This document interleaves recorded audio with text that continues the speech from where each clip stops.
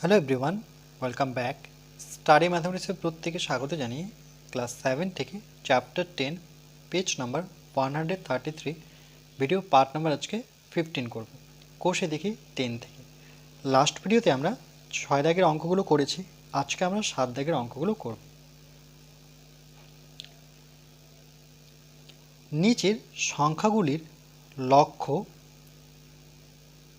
সহস্র, শতকে আসন্ন মান লিখি। এখানে একটা টেবিল দেখতে পাচ্ছি, মূল সংখ্যা, লক্ষে আসন্ন মান, সহস্রে আসন্ন মান আর শতকে আসন্ন মান। তাহলে প্রথম যে মূল সংখ্যা দেখতে পাচ্ছি প্রথম টেবিলে 2, 6, 7, 8, 9, 4, 5। প্রথমে আমরা লক্ষ নিয়ে করব। তাহলে দেখো একক, দশক, শতক, হাজার, অযুত, লক্ষ, অর্থাৎ 6-এ আসলাম, এই দুটো সংখ্যা। তাহলে এর আসন্ন মান, এই যে চিহ্নটা দিলাম এটাকে বলা হয় গাণিতিক চিহ্ন বা প্রায় সমান বলে থাকি, আর এটাকে আমরা আসন্ন মান বলেও জানি। তাহলে দেখো এখানে একক, দশক, শতক করে যখন আসলাম তাহলে আমরা কি পেলাম? 6 পেলাম। তার আগের সংখ্যাটা শুদ্ধ নেব, নেওয়ার পর এই 6-এর পরের সংখ্যাটা কী আছে তার উপরে নির্ভর করছে যে 6-এর সাথে কোনো সংখ্যা যোগ হবে কিনা, 1 যোগ হবে কিনা। তাহলে দেখো নিয়মটা এরকম, 5 বা 5-এর বেশি হলে, যেমন 7 আছে, 5 হতে পারে, 6 হতে পারে, 7 হতে পারে, 8 হতে পারে, 9 হতে পারে, এদের মধ্যে যেই সংখ্যাটাই থাক না কেন 1 ঘর বেশি হবে বা 1 ঘর যোগ করতে হবে। তাহলে এই ক্ষেত্রে যোগটা কার সাথে করব? যেহেতু এটা 7, তাহলে ঠিক আগে অর্থাৎ লক্ষের ঘরের সাথে যোগ হবে। এই যে একক, দশক, শতক, হাজার, অযুত, লক্ষ, এটা যেহেতু লক্ষর ঘর, এর সাথে 1 যোগ করব। তাহলে 2 হবে, আর 6-এর জায়গায় আমরা 1 যোগ করে কত পাবো? 7 পাবো। লক্ষের ঘর 7 হয়ে গেল। তাহলে বাকি ঘরগুলো কি বসাবো? এগুলো বসাবো না, বাকি ঘরের প্রত্যেকটাতে আমরা শূন্য বসাবো। তাহলে 1, 2, 3, 4, 5টা শূন্য, 1, 2, 3, 4, 5। এখানে পাশে লিখব যে লক্ষে আসন্ন মান, লক্ষে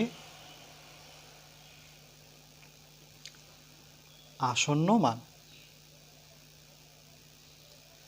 এটা কিন্তু একটা উত্তর পেলাম।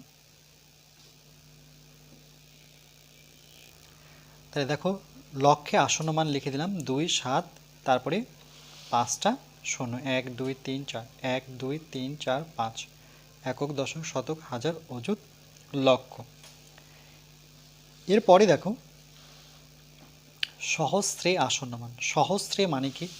সর্বপ্রথম এটা যদি আমি লিখে দিই, সহস্রে, এর কথার অর্থ হচ্ছে হাজার। তাহলে দেখো শতক, হাজার, তারপরে লক্ষ হলো, তাহলে হাজারের ঘরেরটা আমাদের ভাবতে হবে।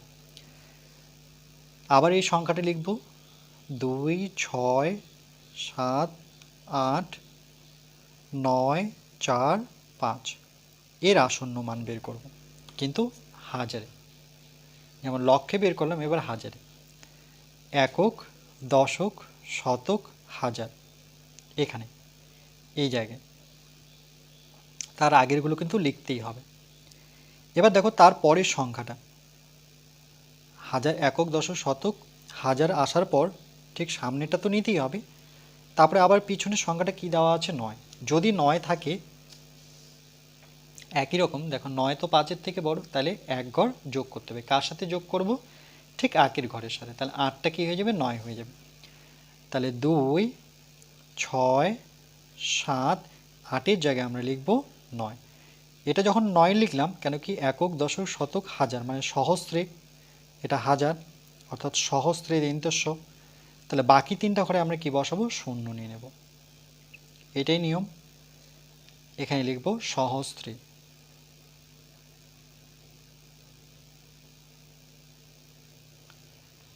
আসন্ন মান,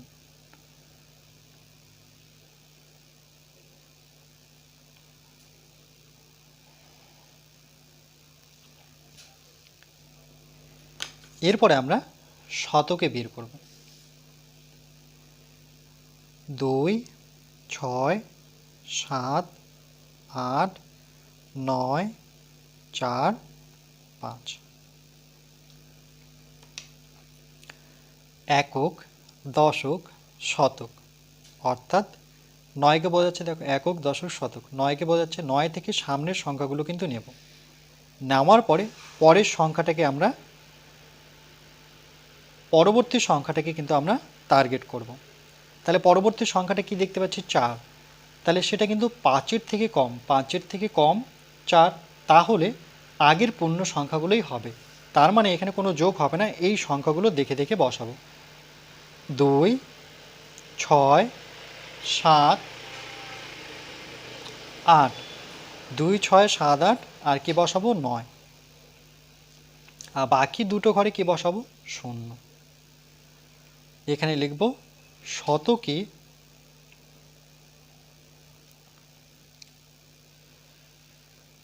আসন্ন মান।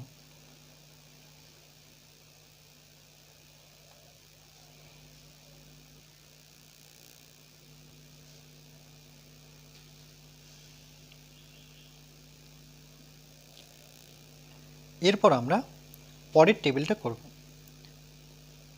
3, 1, 2, 4, 4, 8, 7। এটার ক্ষেত্রেও আমরা প্রথমে লক্ষ খুঁজব, তারপরে হাজার খুঁজব, তারপরে শতক খুঁজব। এর আসন্ন মান একক, দশক, শতক, হাজার, অযুত, লক্ষ, অর্থাৎ এখানে।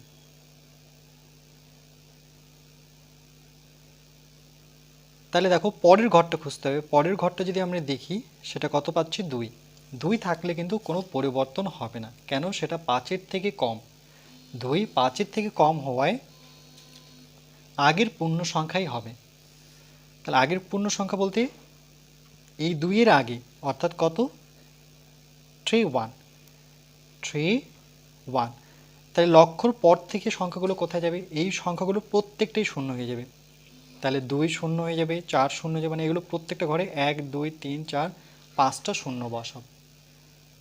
1, 2, 3, 4, 5। ব্র্যাকেটে লিখব লক্ষে আসন্ন মান।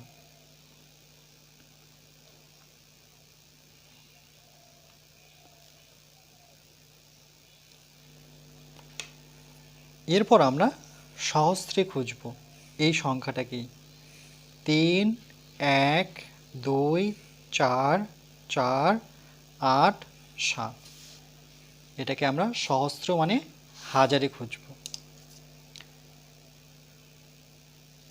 একক, দশক, শতক, হাজার, এখানে পেলাম হাজার।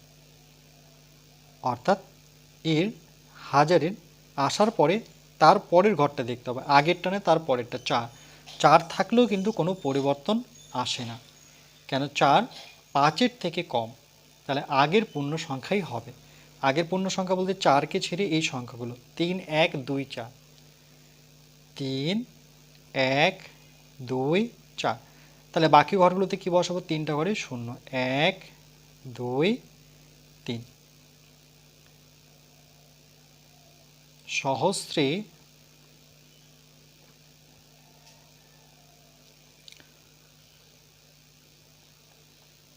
আসন্ন মান।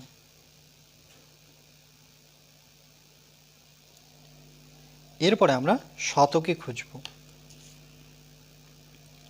3, 1, 2, 4, 4, 8, 7। একক, দশক, শতক। শতকের পরের ঘরটা আমরা দেখব, সেটা কি আছে? 8। 8 থাকলে কিন্তু পরিবর্তন হবে। সেটা কি? 8 হচ্ছে 5-এর থেকে বেশি। 5-এর থেকে বেশি হলে এক ঘর যোগ হবে বা এক ঘর বেশি হবে। তাহলে কার সাথে যোগ হবে? এই 4-এর সাথে, মানে শতকের ঘরের সাথে। 3, 1, 2, 4, 3 1 2 4, এই 4 এর জায়গায় আমরা এখানে 5 লিখব। তাহলে বাকি দুটো ঘরে 0।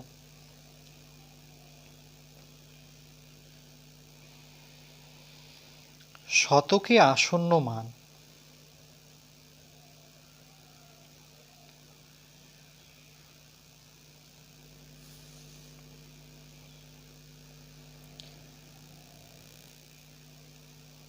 এরপর আমরা পরের টেবিলটা করব। 1 3 5 6 9 2 1। প্রথমে আমরা লক্ষে খুঁজব। একক, দশক, শতক, হাজার, অযুত, লক্ষ, অর্থাৎ 3-এর কথা বলছে। 3-এর পরের সংখ্যাটা নির্ভর করে যে 3-এর সাথে যোগ করব কিনা। তাহলে 3-এর পরের সংখ্যাটা আমরা কি দেখতে পাচ্ছি? 5। তাহলে দেখো 5 5 বা 5-এর বেশি, তাহলে 5 যেহেতু আছে তাহলে এক ঘর বেশি হবে বা এক ঘর যোগ করব। কার সাথে? ঠিক আগের সংখ্যার সাথে, অর্থাৎ এখানে যোগ হবে 3-এর সাথে। তাহলে 1 3 না হয়ে এখানে 1 যোগ করলে কত হয়ে যাবে? 3-এর পরে 1 যোগ করলে 4। আর বাকি এখান থেকে সবটার সংখ্যায় আমরা শূন্য বসাবো। 1 2 3 4 5টায় শূন্য। 1 2 3 4 5। এখানে লিখব লক্ষে আসন্ন মান।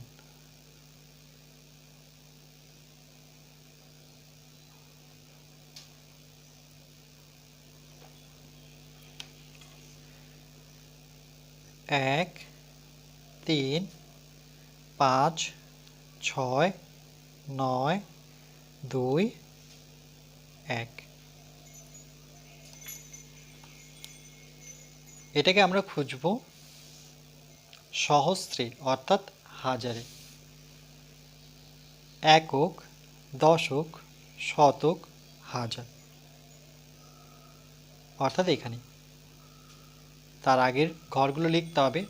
হাজারে খোঁজার পর পরের সংখ্যাটা দেখতে হবে কত আছে। যদি 9 অর্থাৎ 5-এর থেকে যদি বড় হয়, 9 তো 5-এর থেকে বেশি, তাহলে এক ঘর যোগ করতে হবে। কার সাথে যোগ করব? ঠিক আগের ঘরের সাথে। 1 3 5 6 না হবে, এখানে 1 যোগ হয়ে যাবে, তাহলে 6 আর 1 যোগ করলে 7। তার বাকি 3টা ঘরে 0।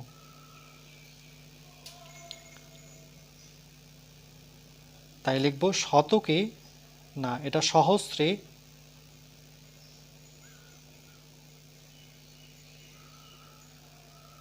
আসন্ন মান।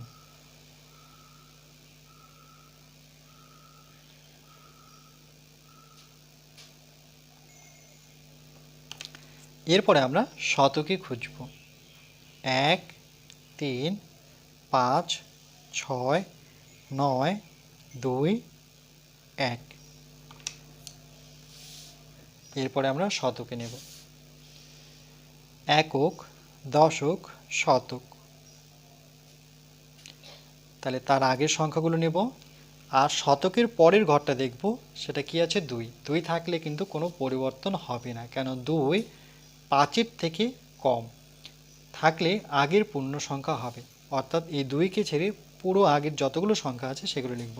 1 3 5 6 9, তাহলে বাকি দুটো ঘরে 0।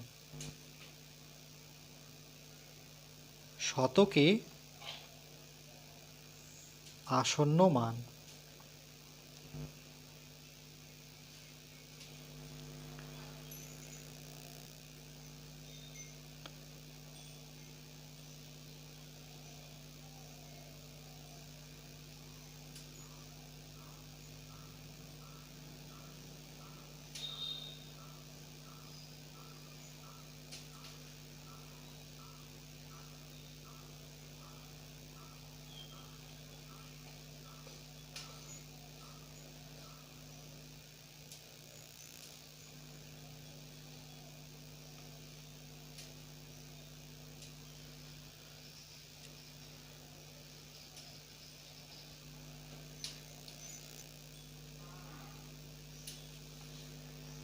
এরপরে পরবর্তী পার্ট নাম্বার 16-এ আমরা 8 দাগের অঙ্কগুলো করব।